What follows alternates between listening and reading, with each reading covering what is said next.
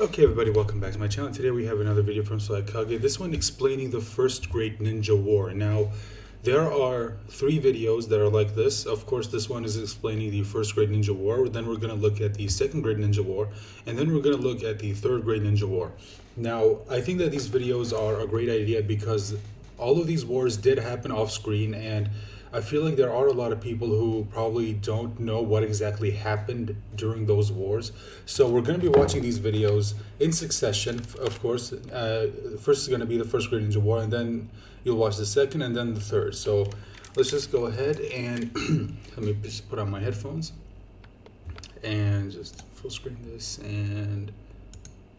Okay. Hey everybody, how's it going? Swagkage here, and today I wanted to talk about something that I feel is pretty underexplored. Naruto is a series with a lot of lore, and some of the cornerstones of that lore are the Great Ninja Wars, which get brought up all the time. But the thing is, they're only ever either mentioned in passing or shown during They're brief never fully flashbacks. explained. Since the information is so scattered, I figured it was worth making a video to make everything a lot more digestible, and also because I believe that we can piece everything together in a way that leaves us with more information than we started out with. Now, all that said, I think that each of the wars warrants having its own video, so today I'm only going to be talking about the first. If people like this video enough, then I'll be sure to make a follow-up about the second and eventually the third, but for now at least, we've already got plenty to discuss with just the first war. This is the conflict that we're told the least about directly, but I think we know more about the time period that this war took place in than we do about either the second or the third. All we know for sure is that in the middle of the war, Hashirama called for the first ever 5 Kage summit, and that sometime toward the end of the war, Tobirama was killed by the Kinkaku force. These things are clearly said to have happened during the First Great Ninja War, and though it may not seem like it initially, there's actually a lot that we can infer from these two pieces of information. Since the summit took place in the middle of the First War, it's important to note that the first Kage of each of the 5 great nations was present there. This of course means that they were all alive and in good health when the First War began. This is pretty interesting because it's very likely that none of them lived to see the end of the war. During the Fourth Great Ninja War, shortly after he's summoned and woken up by Kabuto, Mu makes it very clear that he suspects Tobirama is the person who revived him and the other 3 Kage with the reanimation jutsu. Now, obviously, this is only something he'd say if Tobirama was still alive at the time of his death, and as we've already established, Tobirama was killed at some point during the First Great Ninja War by the Kinkaku force. Since Mu must have died at some point before Tobirama did, this means that he must have been killed during the First War, and it also means that the first Tsuchikage should have been killed as well. The same should also be true of the first and second Mizukage, since we know that Mu and Gengetsu killed each other at the end of a lengthy deathmatch. Something else we also know is that during his time as Hokage, Tobirama met with the second Raikage to discuss forming an alliance between the Leaf and the Cloud. Now, since the second Raikage was in power at this point, we can assume that the first Raikage had already been killed. So based on what we know, the only one of the original 5 Kage who could have possibly survived the First War was the first Kazekage. While it's totally within the realm of possibility that he survived, I think it's equally likely that he was killed at some point during this war as well. It's well known throughout the Sand Village that the Kazekage have a history of being assassinated. We also know, based on the fact that Kakazu was sent by the Waterfall Village to assassinate Hashirama at some point, that using assassins to wipe out village leaders wasn't completely off the table. And the first Kazekage in particular seems like he would have had a target on his back, since during the first 5 Kage summit, he was, of all 5 Kage, the least cooperative by far. He asked for a lot more than any of the other villages did, and made it pretty clear that he wouldn't be taking part in Hashirama's proposed alliance unless he got what he wanted. Now, this goes beyond the other villages simply not liking the first Kazekage because of this. He may have been one of the only reasons the war went on for as long as it did. If he refused to agree to any peace offerings unless his initial terms were met, then it makes a ton of sense that somebody from one of the other villages, or even somebody from the Hidden Sand village, would have sent somebody to assassinate him just so that the war could be brought to an end. Now again, this may not be what happened at all. I might be way off the mark, but I think it makes a lot of sense, and of all the possibilities I was able to come up with, this is the one that seemed the most reasonable to me. Now, while all this does give us an idea of how bloody and costly the war may have been, it doesn't tell us anything about what caused it. Even considering everything we do know, this is still pretty vague. We are shown a glimpse of pre-war tension through a flashback that happens just before Madara's fight against the 5 Kage. Madara tells Mu and Inoki that the Stone Village would be wise to bow to the might of Konoha, and it's heavily implied that either shortly before or after this, he fought both of them in an effort to show them what would happen if they refused. It's also pretty clearly implied that Hashirama had attempted to establish a friendly relationship with the stone at this point, and I'm not sure if Madara went to any other villages and did something like this, or what the Leaf's relationship with those villages would have been at this point, but this should have been more than enough to at least plant the seeds of discourse between the Leaf and the stone. Something we can infer from this is that the conflict may have been rooted in fear. Without even having fought against Konoha, I can imagine that just hearing about Madara and Hashirama's fight, a fight so explosive that it created the entire final valley, would have been more than enough to spook a handful of foreign village leaders. This is implied to be at least part of the reason at the first 5 Kage summit anyway, since after all, every village except the Sand is asking for one or more Biju in exchange for agreeing to peace. Of course, it's also very likely that a major reason this war took place is because of every village's desire for land and resources. Now, at least based on Hashirama's behavior, it doesn't seem like the Leaf had any intention of expanding or conquering its enemies. That said, I don't think the village really had a choice and ended up being forced to participate out of necessity. This may sound a bit odd at first, since if, as I just said, the other villages all had plenty of reason to be afraid of Konoha, it wouldn't make much sense for them to attack it. But the thing is, the Land of Fire is surrounded by the other 4 great nations. It's pretty much in the center of all of them. As we can see, while it is still hypothetically possible for a ninja from one village to travel to any of the others without necessarily having to pass through the Land of Fire, doing so is far from ideal. There are 3 different ways that this could have led to the Leaf getting pulled into the war. The first is that one or more of the other villages truly did try to conquer it because of how much military value its location had. Control of the Land of Fire, especially in addition to any one of the 4 nations surrounding it, would have made conquering the remaining 3 nations significantly easier.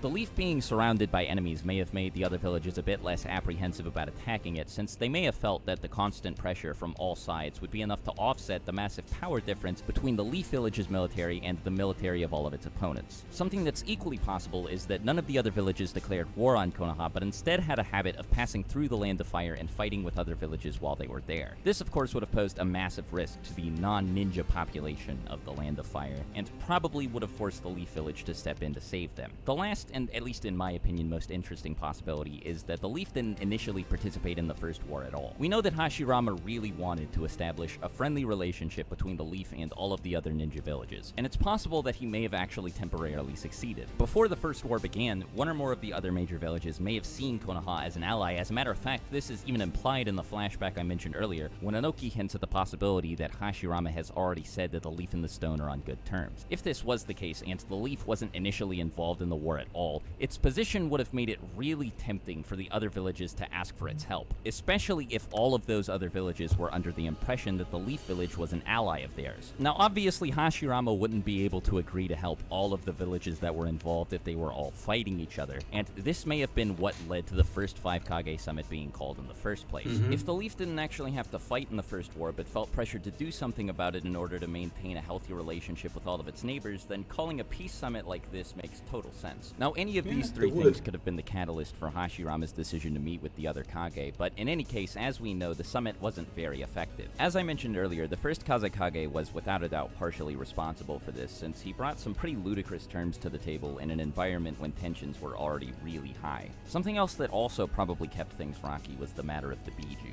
Having one or more of these things at their disposal may have made the other Kage a bit more reckless than they would have been without them, even if they had entered the summit fully intent on agreeing to peace. This could have not only potentially done a lot to make the other villages less afraid of Konoha by making them feel like the playing field had been evened a little, but also done just as much to make them even more afraid of all of the other non-Konoha villages now that everyone had a tailed beast or 2 under their control. Feelings like this, especially if they're widespread, are obviously not good for ongoing peace negotiations. And I mean, the peace negotiations already weren't going super well to begin with, so this was one big recipe for disaster. Something else that also likely played a large part in the war is the existence of village infighting and rogue factions. When Tobirama tried to follow up on Hashirama's attempts at peace by forming an alliance with the Cloud Village, we know of course that he and the second Raikage were assaulted by the Gold and Silver brothers. All the sources we have describe this incident as a coup, which means whether Kinkaku and Ginkaku acted alone or they were acting on behalf of a larger group of people, their actions were probably politically motivated. Now, I doubt events of this magnitude, people attacking village leaders and nearly killing them in broad daylight, were all that common, but the outcome of this war was obviously very important to a lot of people. So it makes sense that if enough people disagreed strongly enough with the decisions made by those in charge of them, that they, along with other members of their village, may go rogue and fight on behalf of what they think is best. Now, it's one thing to claim that that infighting like this existed, but an entirely different thing to claim that it had a substantial effect on the war. But at least if we take a look at Kinkaku and Ginkaku again, it seems like they were a pretty serious threat in the First War, despite the fact that they should have been operating independently. It is true that at one point the Kinkaku force worked as operatives of the Cloud Village, but by the time they killed Tobirama, it's extremely unlikely that this was still the case. I highly doubt Kinkaku and Ginkaku would be allowed to set foot in the Cloud Village again after attempting to assassinate the second Raikage. So it doesn't really add up that a force they were in charge of would be a part of the Cloud's military long after this had happened. And yet, despite all of this, as we know, the Kinkaku force was responsible for Tobirama's death. And we also know that this wasn't because Tobirama, or anyone from the Leaf for that matter, had tracked them down, but instead because they had tracked down the Leaf Ninja and surrounded them. And I mean, this is just one rogue faction. It's possible that there were plenty of others all over the place operating independent from the village they originated from, and depending on what each faction's motives were, they could have done plenty to slow down or even temporarily stop the ninja world's progress towards peace. Anyway, I think I've covered everything I wanted to by now, all the major stuff anyway, but if I missed anything, be sure to let me know, and as always, thanks for watching. Take care.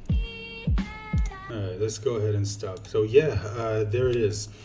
Now, the thing that's interesting about this is that, like he said, we don't get a lot of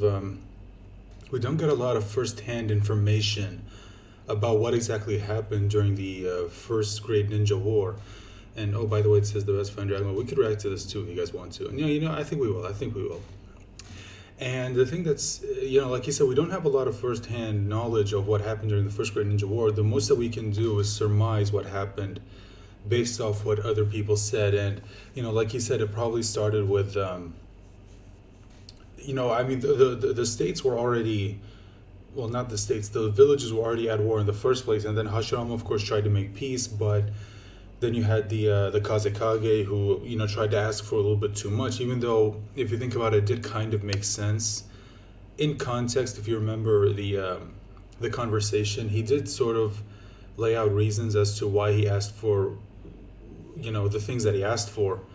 But in retrospect, it did seem like a bit much. So, yeah, and then again, during that time, yeah, tensions were still high, so you can kind of understand why why they kept fighting.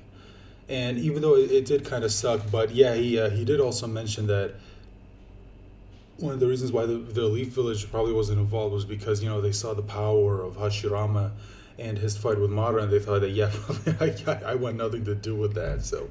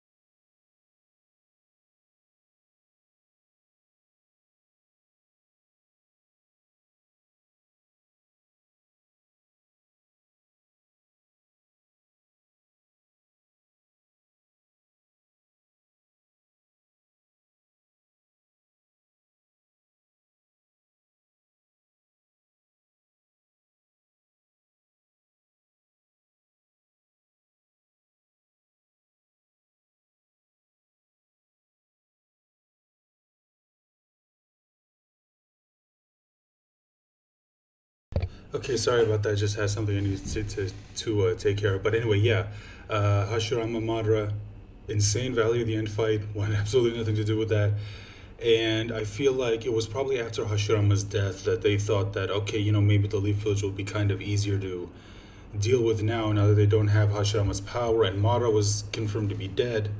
And even though Tobirama was still pretty damn freaking powerful, he was still nowhere near as powerful as Hashirama and all of his insane hacks abilities, and not to mention his ability to control the Biju.